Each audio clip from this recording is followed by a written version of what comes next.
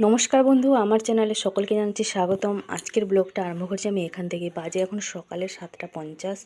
আপনাদের দাদা চলে গেছে ডিউটি। এদিকে আমার এই যে চানটা আমার অনেকক্ষণই হয়ে গেছিলো। ভোরবেলা উঠে যেমন কাজকর্ম সারা কথা তেমন সেরে চানটা করে নিয়েছিলাম। তারপরে এই মাত্র জাস্ট পুজো করলাম। আপনাদের দাদা যেহেতু গেল, শুনুকে রেডি করে পাঠালাম। এই করতে করতে দেরি হয়ে গেল।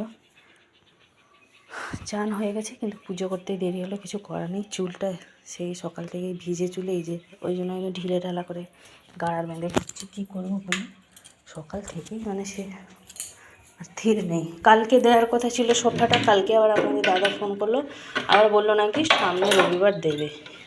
কি নাকি সব বাকি আছে, কাজ কমপ্লিট হয়নি আমাদের সোফার। সেই জন্য সোফা মনে আবার সেই বলেছে সামনে রবিবার বলেছে, তো দেখা যাক কী হচ্ছে। এদিকে যে সকালবেলা যেমন তেমন করে আপাতত গুছিয়ে গাছিয়ে নিয়েছি বিছানাটা। এখন একটুখানি চা খাবো, মা আমি দুজনে। যেগুলো সমস্ত পরে গেছিলাম কালকে এভাবে এই যে ভাঁজ করে সব রেখেছি। সোমবার সকালটা যাই হোক আপনাদের দাদা যায়, ওই জন্য শুনকে দিয়ে চলে যায়, আমাকে আর দিতে যেতে হয় না। আজকে সব জামা কাপড়গুলো সব নিচে মিলে দিয়েছি, কালকে যাই হোক কেচে দিয়েছিলাম। সেই জন্য আজকে খুব একটা কাচাকুচির চাপ নেই। ওই যা চান করার সময় ওই 1 বালতি মতন ছিল, ওটাই কেচেছি আর কি। খুব একটা বেশি জামা কাপড় ছিল না। চলুন এবার একটুখানি চা খাই। আজকে একটুখানি সয়াবিন তরকারি হবে, ভাত হবে। আজকে তো নিরামিষ। আর আজকে তো চতুর্দশী, যেহেতু 5টা 33 পর্যন্ত থাকবে, সেই জন্য মা আর আমার তো উপোস 5টা 33 পর্যন্ত। ওই যেভাবে শুকনো খেয়ে থাকার কথা ওভাবেই থাকবো। এবার বাড়ির সকলের জন্য তো রান্না বান্না হবে, ওই জন্য মা ওদিকে যে চালটা ধুয়ে হাঁড়িতে তুলে দিল। এদিকে এই যে সয়াবিনটা এই যে এদিকে ভিজিয়ে রেখেছে। সয়াবিনটা আগে রান্না হয়ে যাক শুনুর জন্য। আমাদের মা যা লুচি আছে হয়ে যাবে বলে। আর যদি বাই চান্স হয় রুটি করবো, জানো তো অনেকখানি লুচি আছে গোমা। লুচি মনে আছে আর করতে হবে না, এগিয়েই সব খেয়ে নেবো। কী হবে, রেন্টাক্স খাবো আর লুচি খাবো। কালকে নিরামিষের তরকারিও আছে। আর যাই হোক আজকে করতে হবে না, ওই ভাবনা চিন্তা করেই আমরা বেশি করেই রেখেছি। প্রত্যেক বছর এভাবেই করি, মানে একটুখানি বেশি রান্না করে রেখে দিই, যতক্ষণ যা চতুর্দশী থাকে ওইগুলোই খেয়ে কাটিয়ে দিই আর কি। এটাও তো নিরামিষ হবে, সয়াবিন আলুর তরকারি। চলুন তাহলে। এই যে প্রথমে আরম্ভ করলাম লুচি দিয়ে চা। এটা হচ্ছে আমাদের প্রথম লুচি থেকে মানে চা থেকে আরম্ভ হলো আর কি। মা এদিকে আলু ভাজাটা বসিয়ে দিয়েছে। মা নুন দিয়েছো? আলু ভাজাটা এদিকে বসিয়ে দিয়েছে, যখন রান্না করেই দাঁড়িয়ে দাঁড়িয়ে খেয়ে নেবো। মা ওখানে গিয়ে নিচে থাপলা থুপলি করে বসে পড়েছে, বসে ঘরে আর যাবো না, এখানে খাই বসে বসে।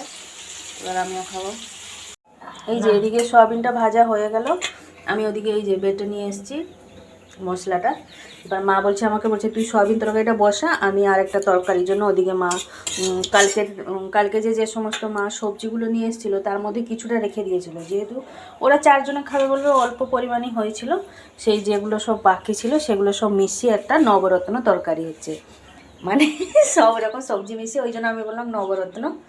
হয়তো এখানে 9 রকম নেই, কিন্তু ওই টাইপেরই হচ্ছে আর কি, একটা মিক্স তরকারি হচ্ছে। এটা আমি একটা নিজের থেকে একটা নাম দিয়ে দিলাম আর কি। চলুন সয়াবিন তরকারিটা আগে রান্না করে নিই। জিজ্ঞেস করবি বাসুকে। এই যে এদিকে সয়াবিন তরকারিটা হচ্ছে, সয়াবিন তরকারিটা বসিয়ে দিয়েছি। অন্যদিকে ভাতটা এখন হয়নি, একটু বাকি আছে।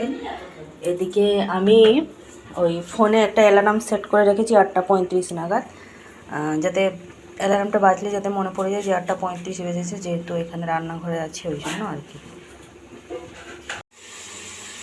এই যে এদিকে সয়াবিন আলু তরকারিটা হয়ে গেছে, তো একদমই মানে পুরো হালকা মশলা দিয়ে করেছি। আর মানে ওই কী বলবো, মানে ওই কাশ্মীরি লঙ্কা গুঁড়ো যেটা থাকে সেটা দিইনি, সেই জন্য তরকারিটা এরকম জারি দেখা যাচ্ছে। দেখা যাক, পেটটা যাতে ভালো থাকুক সবার। আর এইদিকে মা এই যে একটা তরকারি রান্না করছে, বললাম না ওই কি 5 মিশালি তরকারি, ওটাই মা রান্না করছে। তো ওটার জন্য কোনো রকম মশলা মা বাটেনি, এখানে এই যে ঘোলা তৈরি করে নিয়েছে, জিরে গুঁড়ো, হলুদ গুঁড়ো, লঙ্কা গুঁড়ো, ধনে গুঁড়ো সব কিছু দিয়ে। আর কালকে তো আমাদের তৈরি হয়ে গেছে হোমমেড মশলা, ওইটা একটুখানি সয়াবিন তরকারিতেও দিয়ে দিয়েছি আমি। আর এই তরকারিতেও মা দেবে। মানে সংসারে আমাদের যা ছিল কড়াইশুঁটিও মা দিয়ে দিয়েছে, মা মনে হয় এখানে থাকতে দেবেনি, ওই জন্য রান্না করছে। আমি ওইদিকে এই যে রেডি হইলাম মানে শুধু মানে ওই জামাটা পরে নিয়েছি, ড্রেসটা। এবারে এই যে চুলটা ঠিক করব। সোনুকে নিয়ে এসে এখানে বসে পড়েছি ভাত খাওয়াতে। ভাতের মধ্যে একটুখানি লেবু দিয়েছি, ভাতের মধ্যে একটুখানি দিয়ে দিয়েছি লেবু। এই যে সয়াবিন আলু তরকারি নিয়ে বসে পড়েছি। আমার সোনুমার একদম মুখটা শুকনো হয়ে গেছে, কালকে আমাদের সাথে উপোস ছিল না, ওই জন্য। এই যে বেজে গেছে 10টা, সোনুকে তো খাইয়ে দিয়ে দিলাম, ওদিকে চান করতে গেছে। এদিকে যে তোর টিফিনে সব ভরে দিলাম, চিড়ে ভাজা দিয়েছি আর হচ্ছে ইয়ে দিয়েছি, ফল দিয়েছি। ও আজকে নিয়ে যাবে, এই বইগুলো নিয়ে যাবো, ওর আসার পথে সেলাই করে নিয়ে আসবো সব বইগুলো। আর ঘর দোর পুরো এলোমেলো হয়ে পড়ে আছে, কী করবো বলুন?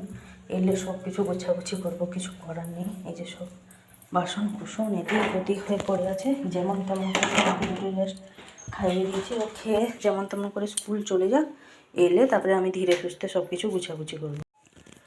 এই যে 1টা বাজতে যায়, 1টা বাজেনি, 5 মিনিট বাকি। মানে সোনুকে স্কুলে দিয়ে আসার পর থেকে ঘর দোর গুছাগুছিতে লেগেছি। কাপড় জামা সব ভাঁজ করে গুছিয়ে গাছিয়ে রাখলাম। এদিকে আলমারিটাও গুছিয়ে নিলাম, কালকে সব জামা কাপড়গুলো ছিল ছড়িয়ে ছিটিয়ে। ড্রেসিং টেবিলটাও সব গুছিয়ে নিলাম, রেখে দিলাম। মা আর আমি একটু আগেই খেলাম, মানে এইমাত্র জাস্ট খেলাম। সোনুর ফাংশনের জন্য কিছু টুকিটাকি কেনাকাটা আজকে মানে করতে, সোনুকে স্কুলে দিয়ে করছিলাম, সেগুলো করলাম। তারপরে সোনুর একটা বই বাকি ছিল, সেটা কিনলাম। সব বই কেনা হয়ে গেছিলো। ওটা প্রথমে বলেছিল আমাকে মা লাগবে না, আবার প্রত্যেক সপ্তাহে মঙ্গলবারে ওটা পিরিয়ড থাকে, তো কালকে পিরিয়ড আছে বলে ওই জন্য আজকে কিনে নিলাম। এদিকে ওর বইগুলো সব সেলাই করা বাকি ছিল, মানে প্রত্যেক বছর কিনে সেলাই করে নিই, এবার সেলাই করা হয়নি। এবছর একটা বই খুলে গেছিলো, একটা বই প্রথমে করে নিয়েছিলাম, যেটা খুলে গেছিলো। আজকে বাকি 16খানা বই আজকে করলাম, 16খানা বই আজকে করলাম। আরও বই সব স্কুলে গেছে, সেগুলো এই যেগুলো থাকবে একটা দুটো করে নিলে ওগুলো হয়ে যাবে। আমি একটুখানি বসবো, প্রচণ্ড ক্লান্ত লাগছে। সোনু চলে এসছে স্কুল থেকে, বেজে গেছে বিকালের 5টা 10। তাকে দিয়ে দিয়েছি রুটি, চাটনি, আলু ভাজা, সয়াবিন আলুর তরকারি। মা সয়াবিন তরকারিটা পড়বে বাবা, ওরকম রেখেছে দেখো, ক্যারাচে করে ফট করে পড়ে যাবে সোফাতে। আর কভারে চেন লাগাবে আমার মনেই থাকেনি, কালকে নিয়ে যাবো মনে করে। ওই দিয়ে দিয়েছি, রুটিটা আমার হয়ে গেছে। এবার ঘর দোরগুলো সব ঝাঁট দেবো। ওর আবার 5:30 থেকে আজকে পড়া আছে, স্যারের কাছে যাবে এখন, খাওয়া দাওয়া করে নিয়ে তারপরে যাবে। তো আজকে আর ভিডিওটা বেশি বড় করছি না, আজকে আমার ব্লগটা এই পর্যন্তই। আবার দেখা হচ্ছে আপনাদের সাথে আগামীকাল আরেকটি নতুন ব্লগ নিয়ে। সবাই ভালো থাকবেন, সুস্থ থাকবেন। ভিডিওটি ভালো লাগলে লাইক দেবেন।